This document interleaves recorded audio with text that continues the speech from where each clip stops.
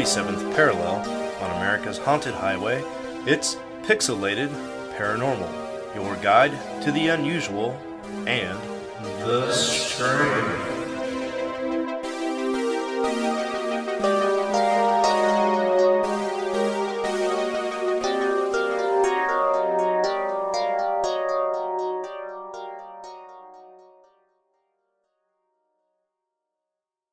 What's up, everybody? Welcome back to Pixelated Paranormal. I am Shawn. I almost drowned a second ago drinking my water, and I'm just about done reading Stephen King's The Shining. And with me, as always, is Preston. Preston, buddy, how are you? What's up, all you cool ghosts and goblins, you crocodoons and crocodingos, you skeletors and skelettes, witchers and witches, and whatever the fuck else you want to be? I mean, I'm doing all right. Hey, watch your thing, dude. You're getting that feedback. No, I wonder if it's maybe I'm too close. Sorry, I didn't mean to cut you off, but it was. You can take it again if you want. No, I'm good. I mean, man, my kid is sick. I don't know if I'm starting to get sick. The wife had bronchitis the last couple days. My kid had COVID last week. Taught my brother how to make a pin on the wood lathe, and he didn't fuck it up. So that was my birthday present, so to speak, from me to him. Nice. Hell yeah, dude. Hell yeah. Exciting times on your lathe, right? Yeah. Sweet, man. You're just a modern day Al Borland. Yeah. What about now? Does that sound better? It sounds better. Okay. We're gonna roll. Sorry, folks, working out a couple technical difficulties. We're gonna roll with that. I don't know. You know, it's one of those days. Nope, I think it sounds good now. Sounds good on my end. It is, man. Yeah. It's just been one of those weeks, buddy. But anyway, we're not here to piss and moan about our lives. We're here to talk about when good toys go bad. It's Christmas time. We're leaving gifts under the trees for all the good little boys and good little girls, and it's time to talk about creepy ass toys.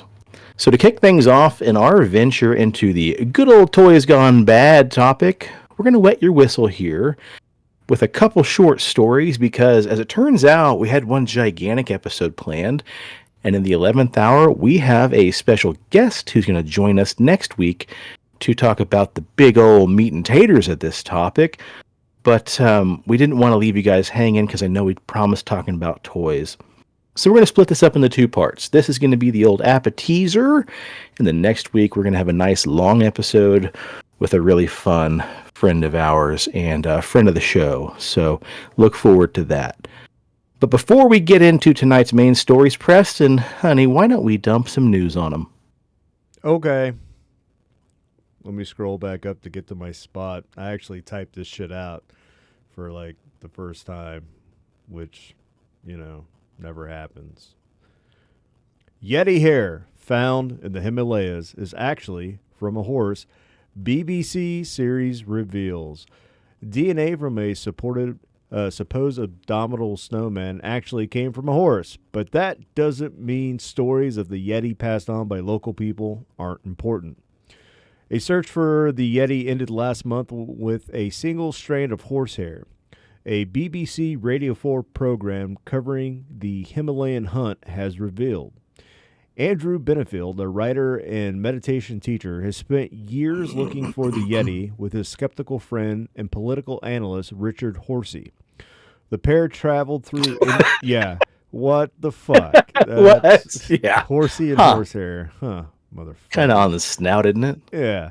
The pair traveled through India, Myanmar, Nepal, and Bhutan, listening to stories about the legendary creature and eventually making Yeti a BBC Radio 4 series about their search. The series finished on a cliffhanger in June, a mysterious hair supplied by an unnamed source awaiting DNA analysis. A bonus episode published on October 20th has now revealed the hair has come from a horse. Benefield told Live Science the results didn't feel good.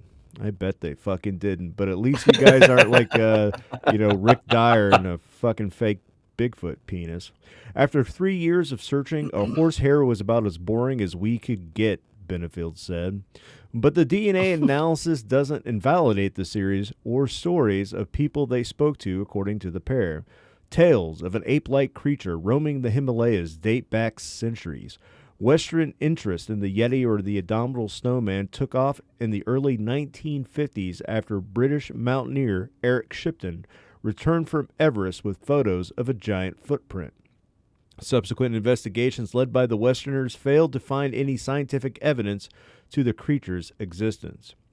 Having worked in international development, Benefield didn't like the local accounts of that Yetis were dismissed just because white explorers hadn't found one. He was also reassured by Sir David Attenborough, who interviewed in the 2013 film, in which Attenborough said he thinks there might be something in the abominable snowman mystery. Annabelle doesn't take part in the new radio series. Benefield set out in 2019 to hear firsthand stories of Yeti and invited Horsey, who has a PhD in cognitive psychology, to join him. If I could convince him, I knew I was onto something. The BBC became involved in 2022 just before the duo headed to Bhutan and the Skaltag Wildlife Sanctuary, a 286 square mile national park established in part to protect the Magwai or Yeti, according to the Daily Bhutan. Here, like Magwai, like the Gremlins. Yeah, that's where they fucking got it. God dang it! Hell yeah, pop works culture for me. Movies. Here, Horsey finally gets a story that shakes his skepticism, and Benefield acquires the purported Yeti hair. The hair was about 6 inches long. Benefield cut it in half and sent pieces to Charlotte Lindquist, a evolutionary biologist at the University at Buffalo in New York. Lindquist and her team found the DNA matched Alti horses, a mountain breed from Asia. Lindquist also part of a 2017 study published in the Proceedings of the Royal Society that analyzed 9 purported Yeti samples and found 8 came from bears and 1 came from a dog. She has previously said that she has no doubt the creature is a myth. Fuck you with that bullshit, lady. Benefield accepts the DNA results but still hasn't parted with the other half of the hair, which he told Life Science is currently in his cupboard. He also spoke of vast, untouched, unexplored nature of the Himalayas and said Yeti stories come from people who know the region. Yet, you certainly respect local people's knowledge when you're up there because they're keeping you alive. Who am I to question these people? They're out there every day. Horsey didn't think they'd come back with DNA evidence, but told Life Science the Yeti is more important to local people than he'd ever imagined. We realize it doesn't really matter to most of these people whether it physically exists. Horsey said it's the role that it plays in their world. Writer Tersheng Tashi detailed Bhutanese belief that the Yeti in a 2020 article for Kwanzai Online, the web edition of Bhutan's national newspaper. In it, he said that people in Bhutan are convinced the Yeti exists, but are in no hurry to prove evidence. While there certainly is a biological being behind the mythology, we believe that it will not be in the shape and form that Westerners have romanticized it to be. Huh, okay. I like that. I think it's not even that much of a mystery. If you're saying it's horsehair, we're just dealing with a horse squatch, dude. I don't think it's even that big of a mystery. I'm totally cool with the abdominal snowman, as you call it. Yeah. I don't know if you saw what Lazarus said. But yeah, we picture the abdominal Yeti is just doing a bunch of crunches, man. He's just got a ripped like 12-pack. Dude, anyway, I'm okay with that. My throat's getting dry. It hurts when I cough. I could be dying. That's all I'm saying. If I can't pronounce a word right, I mean, that's not better than any other night that we're doing this. So. Very true. Very true. I'm okay with the Yeti just being a horse squatch, dude. That's totally cool in my book. I'm okay with the being, or it might not be real at all. You know, an adorable snowman. I'm okay with that. Whatever. Yeah. Well, speaking of other things that are hard to swallow, in Mount Kisco, New York, a customer has filed a lawsuit against a fast food casual chain called Chopped over a salad that she says contained a piece of the manager's finger. The lawsuit filed back on Monday by Allison Cozy of Greenwich, Connecticut, or Greenwich, alleges that she bought a salad at the Chopped location in Mount Kisco, New York, back on April 7th. That's also Jackie Chan's birthday. And realized while eating it, she started chewing on a portion of a human finger that had been mixed into her salad. According to the lawsuit, a manager at the restaurant accidentally severed a piece of her left pointer finger while chopping the arugula. Now, the manager went to the hospital, but the contaminated arugula was served to customers, including Cozy. Westchester County Health Department records show that Chopped was fined a measly $900. Cozy said in her lawsuit that she has suffered injuries including shock, panic attacks, migraines, cognitive impairment, nausea, dizziness, and neck and shoulder pain as well from the resulting of eating contaminated salad. She's seeking unspecified monetary damages. In an email seeking comment that was sent to Chopped Creative Salad Co., a chain with more than 70 locations across the eastern United States, but nobody wanted to make a comment. So it's unknown if she's going to win the lawsuit or not, but dude, what would you do? I don't know. Unintentional cannibalism. So I worked in a deli many moons ago. Gosh, almost 20 years ago. And we dealt with meat slicers and cheese slicers, you know, the ones that had the giant spinning blade. And they always told us, guys, don't clean the blade while the machine's running. But it's a lot easier to clean the blade that has like dried on like salami and cheddar cheese if you just wrapped a spatula with a paper towel, turned on the slicer, and you kind of just grind the stuff off carefully. Well, my friend Ashley was cleaning the slicer, and she and I were talking about something, God knows what, and she turned her head to answer a question, and she cut off the tip of her index finger, like the entire pad, like a la Men in Black style. I happened to glance over and see the whole thing. She looked over at her finger, turned instantly white. So I ran over, and I had gloves on, by the way, because I was cleaning stuff. I grabbed her index finger and squeezed as tight as I could, and I just yelled in her face, Ashley, what are you and your boyfriend watching on TV lately? And she's like, what? Like kind of dreamily. And I said, what are you guys watching on TV? Come on, let's take a walk. Why don't you talk to me? Because by now she's clearly in shock. So I squeezed her finger and walked her to the management office, and I said, hey, Ashley just cut the tip of her finger off while cleaning the slicer. And she ended up having to go to the hospital having it cauterized. And I go back to the scene of the crime, and wouldn't you know it, I found the tip of her finger pad.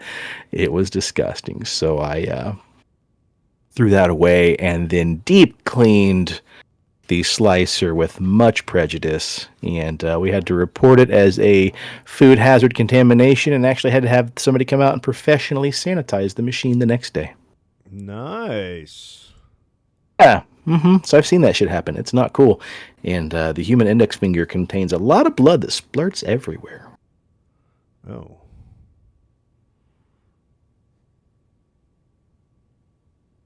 All right. Is it my turn? That's you, baby. Okay. Haunting mermaid mummy from Japan is a gruesome monkeyfish hybrid with dragon claws. New scans reveal. That's right. Scientists have scanned the mummified remains of a supposed mermaid from Japan, and the initial results suggest it is a horrifying mix of fish, monkey, and lizard parts. A mysterious, malevolent-looking mermaid mummy that was brought back to the U.S. from Japan more than 100 years ago appears to be a mix of a fish, monkey, and lizard parts that have been joined together like Frankenstein's monsters. The haunting mummy, which is around 11.5 inches long, is known as the Fiji mermaid. The fuck it is, there can only be one, but whatever. Due to its similarities with an object of the same name supposedly acquired from Fiji by controversial showman P.T. Barnum in the 1840s. That's right. You guys need to come up with a new fucking name, you idiots. Anyways, the mummy was purchased in Japan by an American naval officer who donated it to the Clark County Historical Society in Springfield, Ohio in 1906. Documents supplied to the society with the mummy suggest it dates back to the mid-1800s. Now, for the first time, researchers have investigated the mermaid's identity by carrying out X-ray and CT scans to the disheveled remains. This allowed us to see the mummy in almost every dimension in hopes to see what was inside. Project leader Joseph Crease, a radiographer at Northern Kentucky University, told Live Science. The initial investigation found the mummy appears to be made from the head and torso of a monkey, sewed on the decapitated body of a fish, while the mermaid's hands are the clawed legs from a lizard, most likely a Komodo dragon.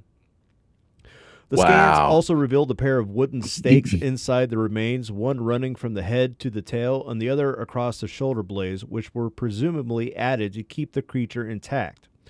Researchers are currently trying to reconstruct a more detailed model of the mermaid and its individual parts from their scans. Odd. Once the models are complete, the team plans to send them to zoos and aquariums to help identify the components of a species on a species level. This is not the only mummified mermaid to have undergone intensive scans recently. In March of 2022, researchers analyzed a similar specimen that was unearthed in a hidden box in a Japanese temple. Researchers initially expected that this mermaid, which was 12 inches long and dates back to the mid-1700s, was also a monkeyfish hybrid. But subsequent scans this February revealed that the mummy was predominantly made from cloth, paper, and cotton, painted with sand and charcoal held together by metal pins. Various animal parts, including mammal hair and fish skin, were stuck to the outside of the doll. Both mermaids most closely resemble Ningyo, a mythical fish-like creature with human heads. In Japanese mythology, a woman is fabled to have lived for 800 years after eating one of these fictional beasts, and so the creatures become a symbol of longevity, and is therefore likely that the fish made the cryptid connotations to sell them to wealthy people seeking to prolong their lives, Live Science previously reported. Kind of like, ground up seahorse sex dust. Everything's about getting strong, long, and, bound to get the friction on. Yeah, ding-a-ding-a-ding-dong. Holy shit. So it just looks to me like old Rick Dyer's got tons of ancestors who've been pulling this shit for years, right? Yeah. Because, we got fake Bigfoot. We got the people who just can't give up the monkey mermaid business. You got the Yeti, who's now just a bunch of horsehair and God knows what else. It's kind of a bummer, dude. I kind of feel like, I just met my childhood hero and found out they're giant douchebags. Like, everything I thought I knew was a lie. Mm-hmm. But you know what? Good on them for trying to keep the tradition going, I guess. Do you remember back when the History Channel, I think it was, had that mermaid mockumentary and they didn't actually preface it with a disclaimer, so people tuned in and watched this thing thinking they were watching a legitimate documentary about mermaids? Yes, I watched that, and I was like, holy fucking shit, these things are fucking real. This is so fucking crazy. And then come to find out that I was an idiot and I was duped. And you were duped like the rest of us. I was just like, fuck what you the guys, fuck, man? Fuck you guys, you fucking piece of shit. Ugh. Well, let's shift gears here, shall we? Let's get on to good toys gone bad, shall we? Tonight's first story has us kicking things off with nothing else but a haunted Toys R Us. That's right, folks. As we jump into the old paranormal, what do we drive? A Cadillac? Is that what you said? As we jump into the old paranormal Cadillac and cruise on down the paranormal highway, we're going to end up in Sunnyvale, California, where we find the remnants of what used to be one of the greatest toy stores there is, or at least there was, because, Toys R Us pretty much all shut down. This Toys R Us in particular was originally opened in 1970 as part of the Toys R Us U.S. expansion off into the Great West. That's right, California. Man, do you remember Toys R Us? Fuck, those things were awesome. Yeah. Too bad Golly, dude. Those didn't last. Man, they used to have the best the Seth MacFarlane, the Spawn figurines, like that were like all articulate. Oh yeah. Yeah, Mhm. that were like, I don't know, like $50 a figurine. That my parents were like, I'm not gonna spend some goddamn Right. $60 on a fucking doll. It's not a doll, Dad. It's a figurine from a really badass. What's the difference between a figurine and a figure? I don't know. Probably You play with a figure and you put a figurine on the wall, maybe on a shelf. Exactly. I like that. Okay. Fair enough. Okay, yeah.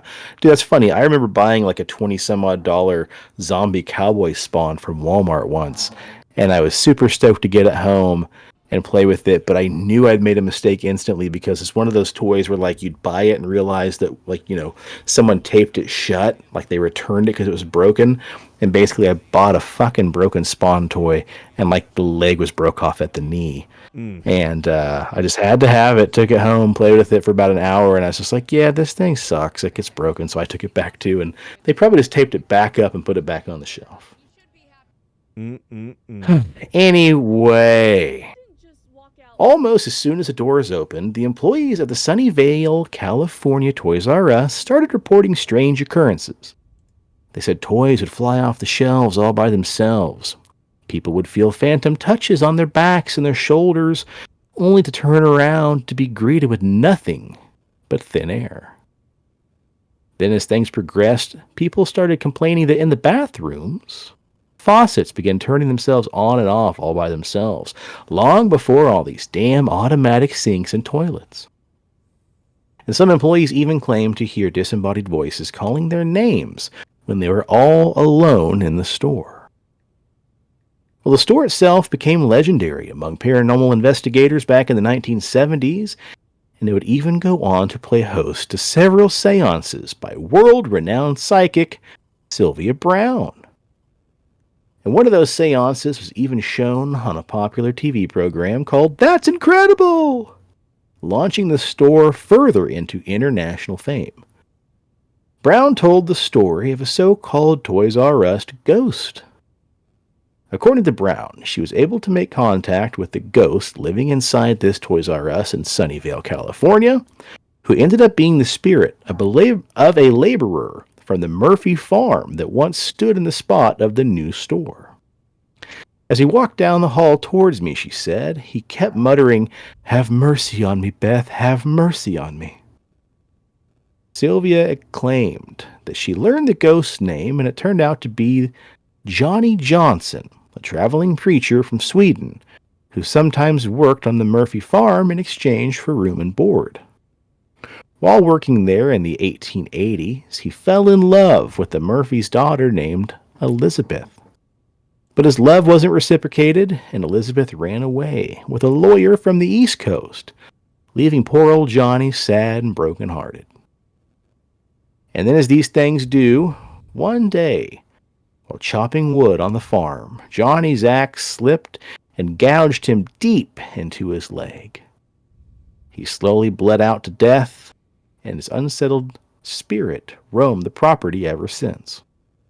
Now, Browne would go on to repeatedly visit the haunted Toys R Us to further communicate with the ghost of Johnson, whom she went on to call the most stubborn and ornery, argumentative ghost that I've ever met.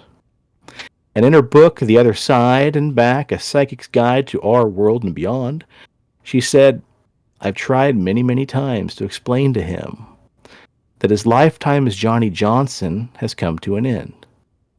He finally got so tired of me nagging at him about it, he gave me an ultimatum.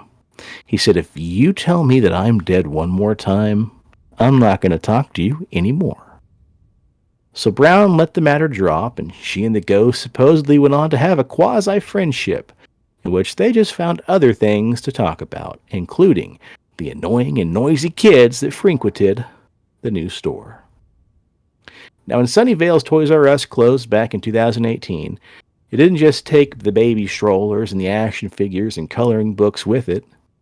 It actually ended a chapter in one of the Bay Area's most well-known and enduring ghost stories. But oddly enough nowadays, the shell of what was once the greatest toy story there was is now the home of one of the greatest camping and outdoor suppliers that there is. That's right, Preston. Now the building is home to a brand new REI outdoor supplier. Whoa. Now, I Googled and couldn't find any modern stories of a haunted REI in Sunnyvale, California, so I'm going to kind of dig up a little more and see if I can find anything. But I kind of poked around yesterday and this morning and couldn't find any follow-up, so who knows. But that's okay. We don't have to talk about haunted REIs because the next part of our episode, we're going to focus on another haunted toy. So why don't we jump into the story of the most infamous haunted doll known to pop culture as we talk about the classic story of the infamous Annabelle. According to the world famous... What? Which photo do you want me to pop up there, bud? Oh, you can pop up the first one, and then you can pop up the Raggedy Ann, then you can pop up the new one, both if you want to. Okay, there you go. There you go. Perfect. Thanks, buddy. So according to the world-famous and oftentimes debunked and rebuked demonologist, the Warrens, the story of Annabelle begins with a 28-year-old nursing student named Donna, or possibly Deidre, depending on what story you're reading.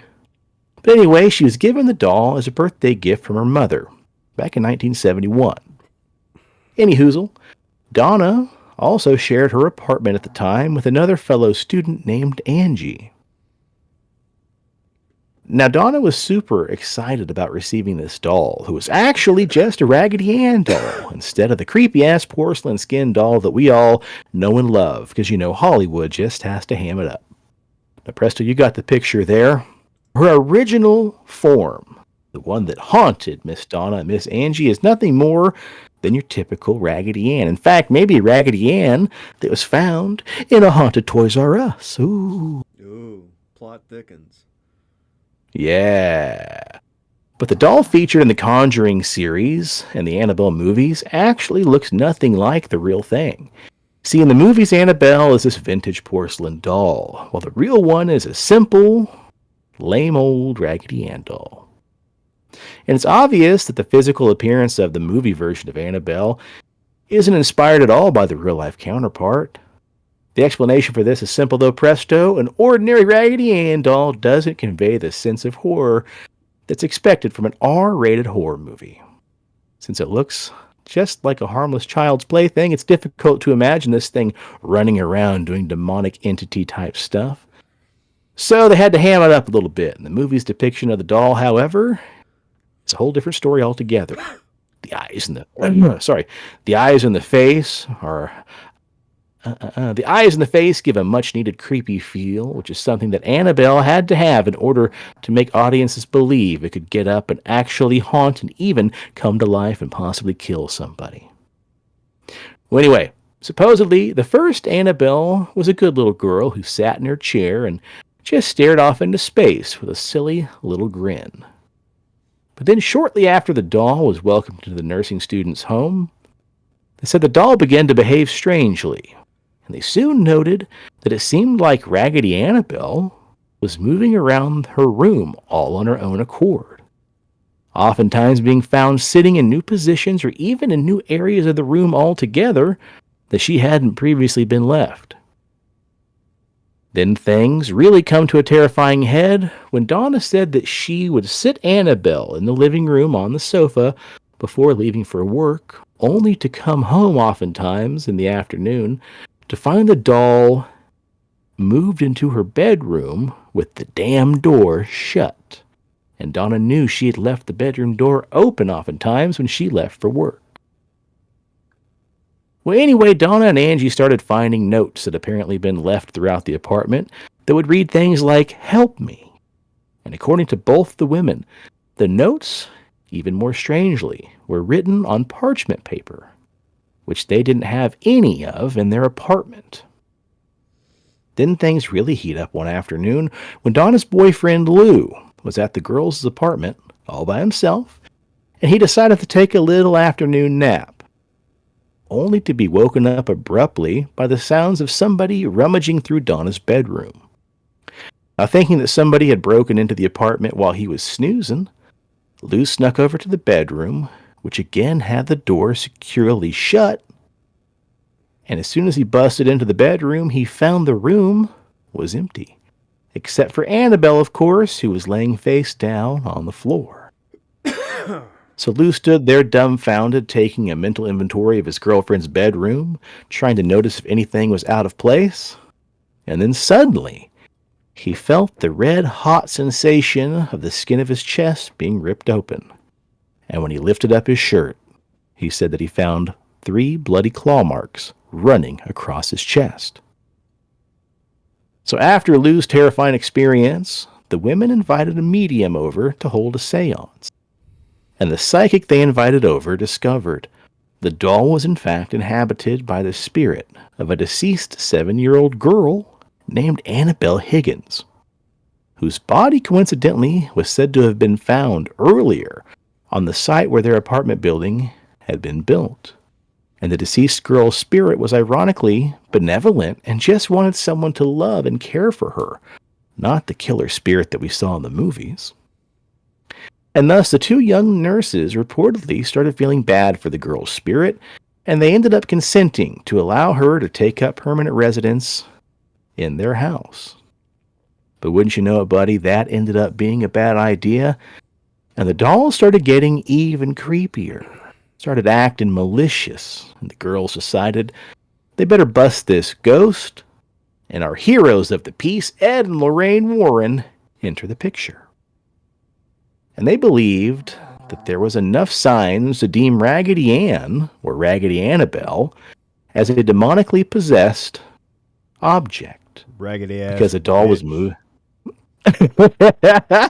They thought so because a doll was moving all around on its own throughout the apartment, seemingly materializing in places where it shouldn't be, even materializing pieces of parchment paper all on its own.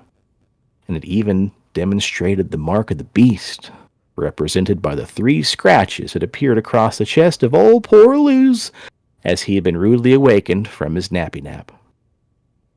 So the Warrens ordered an exorcist of the apartment to be performed by Father Cook, and then they took Annabelle out of the apartment, but the dastardly demonic doll wasn't done yet. Because just as she... hang on a second here. Speaking of getting parched. Because just a few short minutes after the Warrens took possession of her, the Warrens reportedly buckled Annabelle into the back seat of their car, even vowing not to take any main highways back to their house, just in case she had some kind of tomfuckery planned for the fearless demon-hunting duo. Which is a smart thing, because apparently their hunch was correct.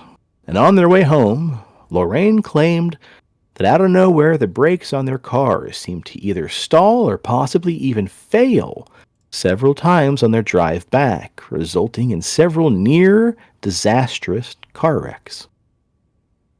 But because old Big Daddy Ed don't play no games, at one point he finally, being tired of her trifling bullshit, pulled over the car, milled around in the back of his bag parked on the back road they were traveling, and decided to pull out the holy water from his bag of tricks, and he doused Annabelle with the blessed water, and just like that, they said, the problem with the brakes suddenly ceased. But even after they got home, the tricks didn't stop. Ed and Lorraine initially put the doll in Ed's study, but they claimed that they continuously found the doll appearing in other rooms throughout their house. So they went on and locked Annabelle up in an office that was in an outer building away from their main house.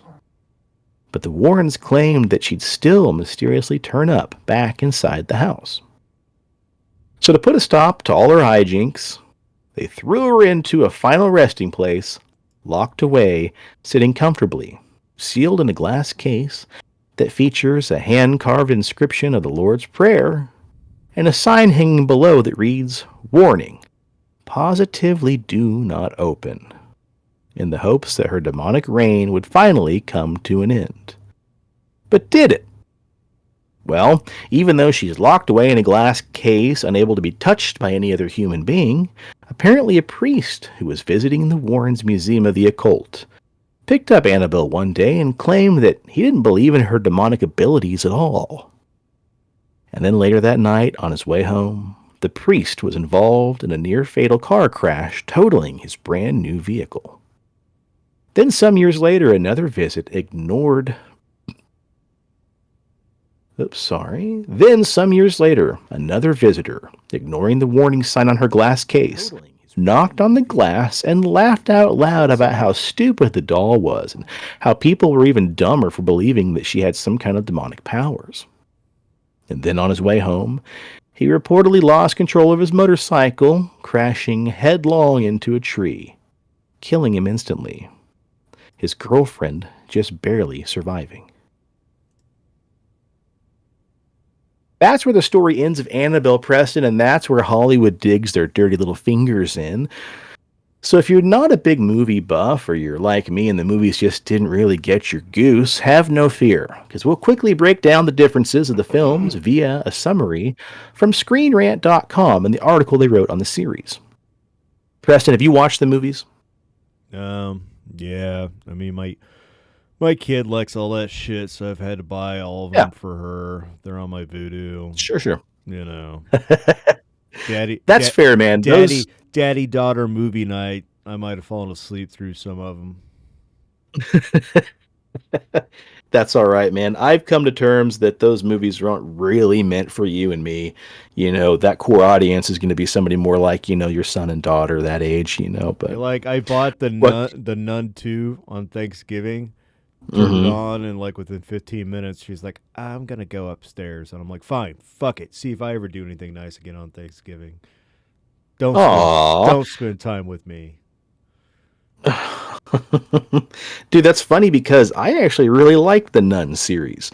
Shayla had been on me for years to watch the Nun, and I just kind of gave up on all those Conjuring and Insidious movies. And then we finally watched the Nun one night. And hot shit, man, that movie was pretty good. I really liked it. Have you watched the second one yet? I have, and without ruining anything for anybody, I still enjoyed it. Huh. I didn't care for it as much as the first one, and I can tell you why, off camera. Okay. It's worth a watch. We saw it in theaters. I really enjoyed myself. Shayla really had a good time too, but I can definitely see why people wouldn't really just be in love with that movie either. So the Pope's I take it you didn't care for it too, huh? Nah, I didn't really care for Pope's it. Exorcist, yeah. Yeah, it's a pretty good one. Pope's Exorcist was pretty solid, man. Sorry, I was just checking in on the chat here real quick.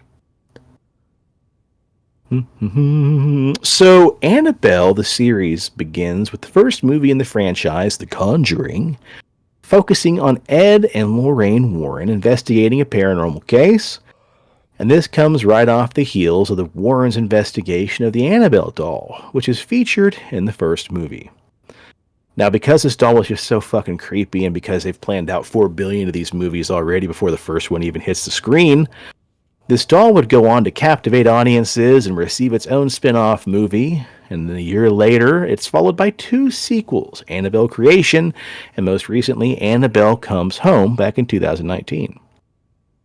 Well, the overarching plot of all 3 Annabelle movies, of course, are fictionalized, but they do contain a few nods to the Warrens' account of what actually happened. See, in Annabelle, which takes place in 1967, a few years before the actual story, they're able to give the doll a new backstory. Annabelle Higgins is a member of a demon-worshipping cult who dies while holding the doll. Higgins apparently summons a demon that took hold of the doll, and the lifelike real doll of Annabelle obtains the souls of other living beings. And after it gets what it wants, it suddenly disappears. At the end of the movie, Annabelle is purchased at an antique shop as a gift for a student nurse. This all then lines up with the actual story. Annabelle Creation then goes back even further and reveals that the Annabelle dolls' origin story actually didn't begin with Annabelle Higgins. It was made by a doll maker whose daughter was hit by a car. The doll maker and his wife were contacted by the girl's spirit, who asked if she could live inside the doll.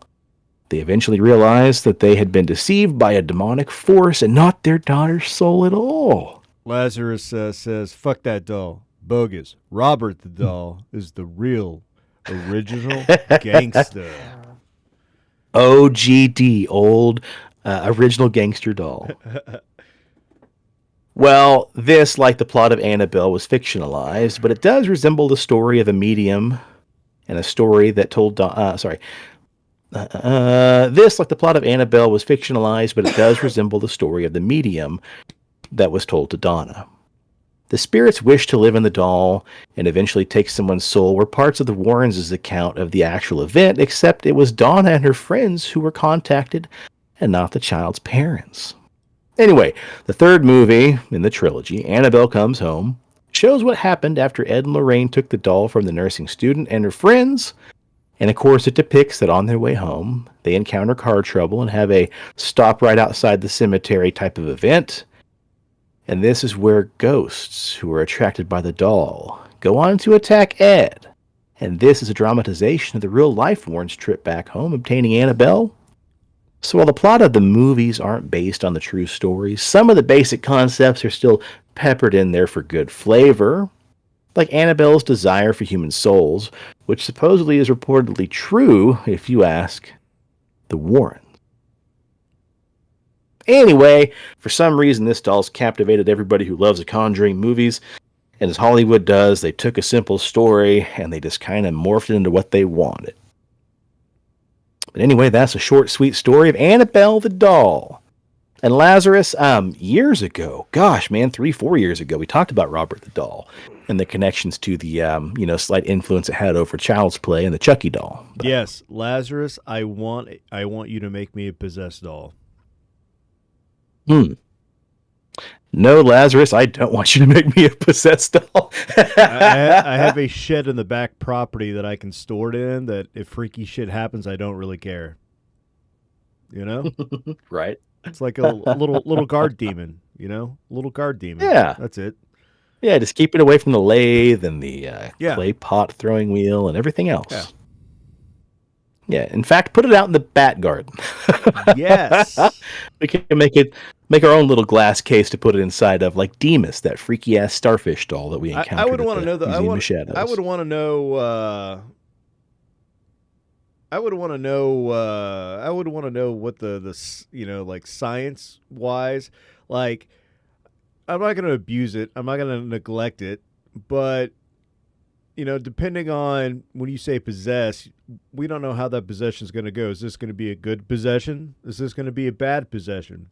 How are you going to go about this possession? And what type of demon am I getting? So if I have it in my, he shed in the back of the property. He says you're an idiot. Yeah. My he shed. My he shed. God. Is that far enough away that I don't have? Yeah. Possession is 9/10 of the law. That's all I need to know. You're right. I don't know why I asked.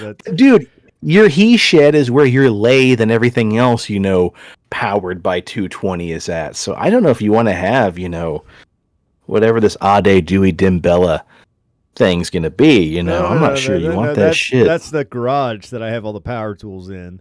So your he shed's where you keep like your rake and your No, I have shelving. I got some workbenches out there that I occasionally do stuff on.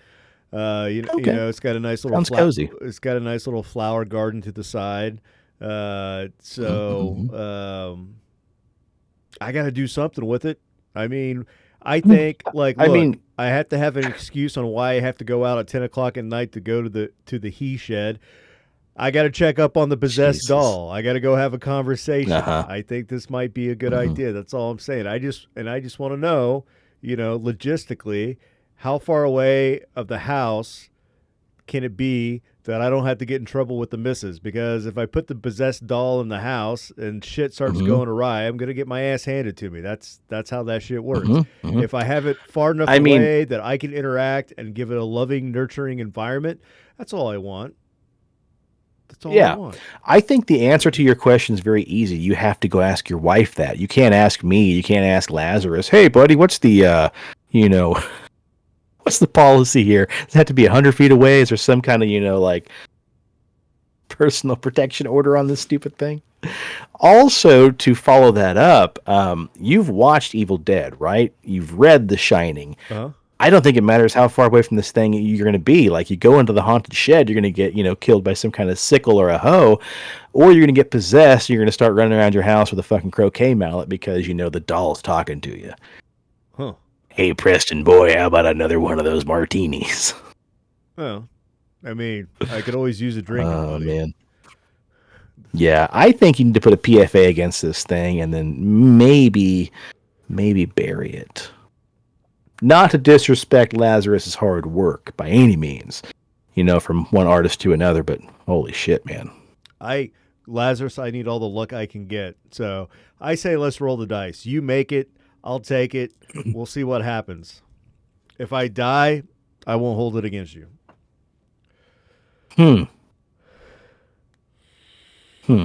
Well, what can you do?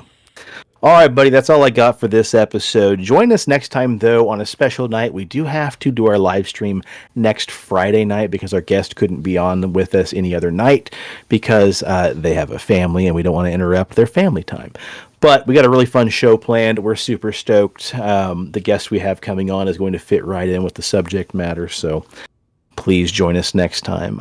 If you're watching this, I should have the audio posted most likely by Saturday morning. If you want to listen to it again, but you're already here, so why would you listen twice? I don't know. Preston, what do you got for us, buddy? So we were at 294, then we went down to 293, and now we're back on 294 on YouTube. So apparently, somebody got out of YouTube jail. Fucking conspiracy theorist, flat earther. Stop saying shit. I like how you assume they just get kicked off of YouTube and we didn't just lose viewers. Yeah. And that couldn't be it. So, look, here's the thing. If you look at the bottom of the screen, there's a little green blurb that says like, subscribe. So do that. Like and subscribe. Share with all your friends. I mean, the end of the year is approaching. 294, that's 6 more subscribers, 300. I think that's like a good way to bring in the new year, 300. If you're watching on Rumble, I know because I see all the views that we get like 300 views. Fucking like and subscribe. Weird. God dang it. I know. What's just a bunch of dirty voyeurs. Yeah, what is so hard about that? Yeah, creepers just peeping in and not liking and subscribing like a little peeping Tom through the window. Like and subscribe. Yep. That's all I'm saying. And then Twitch. We probably have to talk more about adrenochrome for the people to, like and subscribe to us on there. Look, I don't know what the fuck's going on with Twitch. I got it set up. It says we're live, but then it says like offline. I don't know. I'm not a streaming expert. Fuck it. We'll figure it out. So if you can hear the audio on Twitch, thanks. That's all I got to say about that. And Kick, we're up to 5. So if you're following us on Kick, thank you. Maybe one day that'll be a bigger platform. I don't know, but we're there. Yeah. Anyways. It's supposed to be, dude. We're kind of on there at the ground floor because it sounds like a lot of folks are leaving Twitch and they're moving over to Kick because Twitch, it's got to be exhausting, dude. We can barely keep up with like 2 to 3 people commenting throughout a show. I can imagine all these streamers and stuff who they sign in and like 40,000 people just hit it and just these comments. That's why I like Restream, because Restream I can have it up on a side window and I can see all the comments from all the different platforms. Maybe I say something, maybe I don't. I don't know. It's like a toss of the dice. Okay, right. Let's talk about health for a second. Okay, all you sure. Bigfoot enthusiasts out there and fans of the supernatural, we have a special announcement just for you. Introducing My Daily Naturals, the ultimate solution to cleanse your gut and keep your body in balance. Picture this: Bigfoot roaming through the forest, searching for the perfect vitamins to support his legendary physique. Well, look no further, my furry friends. Don't take that the wrong way either, but My Daily Naturals has got you covered with the power of ozone and essential minerals. Your gut will be cleansed and your cellular function will be optimized like never before. But that's not all. No. We know that a healthy gut needs the right stuff, so My Daily Natural helps you repopulate your gut flora with a perfect blend of natural elements. Say goodbye to digestive woes and say hello to easy digestion. Nature is normal, just like Bigfoot himself. And that's why My Daily Naturals is dedicated to provide you with the finest, most natural ingredients to support your body's balance. It's like a forest feast for your gut. And here's the best part. By using promo code PXLPARA at checkout, you'll not only be taking care of your own health, but you'll also be supporting your favorite show. It's a win-win situation, folks. So whether you're watching us on Facebook, YouTube, or any of the other crap that we stream on, check the comments below for the link to mydailynaturals.com. Keeping Bigfoot and your gut healthy, one vitamin at a time. And need a beard? Want a beard? Want to grow the best damn beard possible? Well, attention all bearded warriors and facial hair enthusiasts. We have something that will revolutionize your grooming routine. Introducing Big Dob's Beard Balm 2.0, the ultimate solution to tame your unruly mane and say goodbye to that crusty monkey mummy mermaid beard. That's right. You're out in the wild, conquering mountains, slaying dragons. Well, I mean, that's us on a Sunday, but whatever. Your beard is looking more like a fangled mess of fake Yeti hair. Fear not, my friends. Big Dob's Beard Balm 2.0 is here to save the day. Say goodbye to those fake little T-Rex arms trying to tame your beard. With Big Dob's, you'll have the power to combat the crusty beard and unleash the true potential of your facial hair. We know you don't want to be mistaken for a crusty monkey mummy mermaid. Say that 5 times fast. So why settle for anything less than the best? Big Dob's Beard Balm 2.0 is specially formulated to nourish and moisturize your beard, leaving it soft, shiny, and irresistibly touchable. And here's the best part. Using promo code PXLPARA at checkout, you'll unlock exclusive discounts and ensure that your beard game is on point. Trust us, folks. This is the deal that you don't want to miss. So whether you're a bearded warrior, a lumberjack, or just a guy who loves facial hair, Big Dob's Beard Balm 2.0 is your secret weapon. It's time to unleash the beast within and rock that majestical beard with confidence. Don't settle for fake Yeti hair or crusty monkey mummy mermaid beards. Get your hands on Big Dob's Beard Balm 2.0 today and experience the beard revolution. Man, God save the Queen. Holy cow. And if you're in the Wichita area, stop by, see our dear friend Leslie and the rest of the gang over at CD Trade Post, Pawnee, and Seneca. If you're in the mood for something delicious and tasty, stop by either the Paranormal Egg Experience Food Truck or Paranormal.cafe as well. And I just want to quickly give a shout out here, speaking of YouTube and streaming. We need to say hello, hi, and how are you to Melody. She just commented on the Thanksgiving special and said, "You guys crack me up. Thank you for all your hard work and time. I know I appreciate it. It's gotten me through a whole lot of dishes over the years. And Lazarus, I'm sometimes late." I'll always be your hype man. You just let me know what you want me to hype up. There you go. I'm sometimes late, but life happens and I still catch up. So awesome, Melody. Thank you so much. We really appreciate your support through all these long years. And everybody else too. If you're on the old social medias, please check us out on Instagram. We are PXL Paranormal. On Facebook, we are the Pixelated Paranormal Podcast. And Preston, we did it backwards. You already covered all the streaming, so groovy. Until next time, folks, I'm going to lift up this glass of water that I almost drowned while I was drinking earlier and say cheers to the weird shit in the world and those of us who love to talk about it. And stay spooky and stay on the paranormal highway.